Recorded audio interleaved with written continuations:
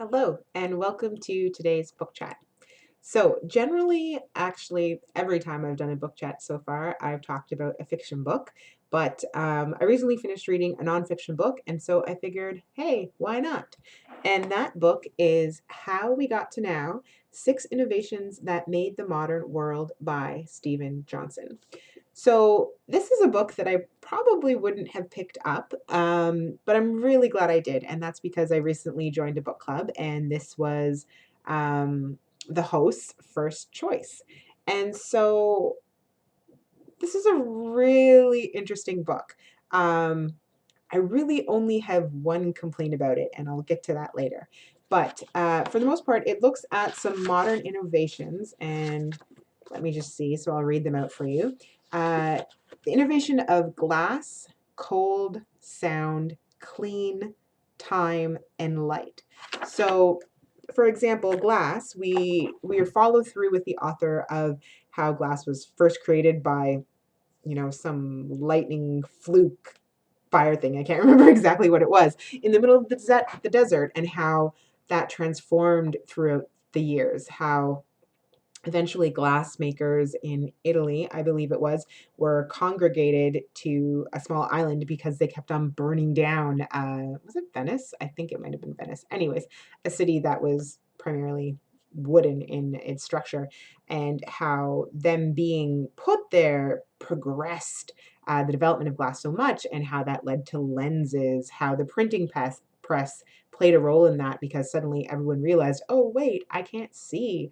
um, yeah, I could talk on and on and on about this book. It was really, really interesting, and there were so many moments where I was just amazed at humanity and the steps that we've taken, and how seemingly unrelated events could create these progressions in our development, and how sometimes those progressions were amazing and beneficial to humanity, and sometimes they were not, and how the people who created these, once those ideas were out in the world, had no control essentially over how they'd be used. For an example, ultrasounds have saved so many lives, both of pregnant women, of their babies, when you look at how they're used for various other diseases, tumors, cysts, etc. But at the same time, it has also enabled hundreds of deaths in the case of China, where women could now figure out whether their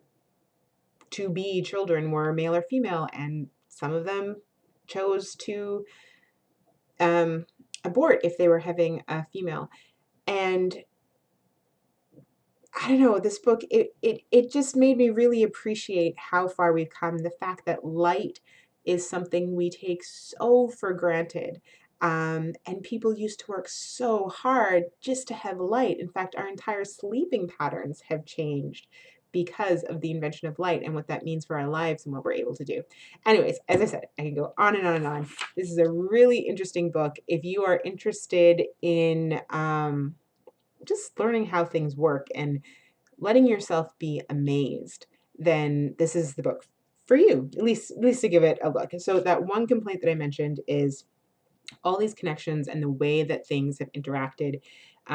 It does kind of become formulaic as you go through, and so I was way more excited looking at the first few inventions. Then we got to the end, because it was always like, oh, okay, yeah, this is how it works. Someone does this over here and they do that over there, and suddenly, oh my goodness, we have the computer chip. But still, really interesting book, worth the read. How We Got to Now: Six Innovations That Made the Modern World.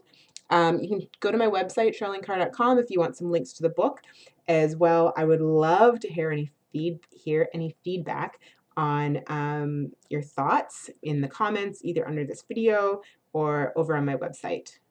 Yeah, so if you pick it up, enjoy.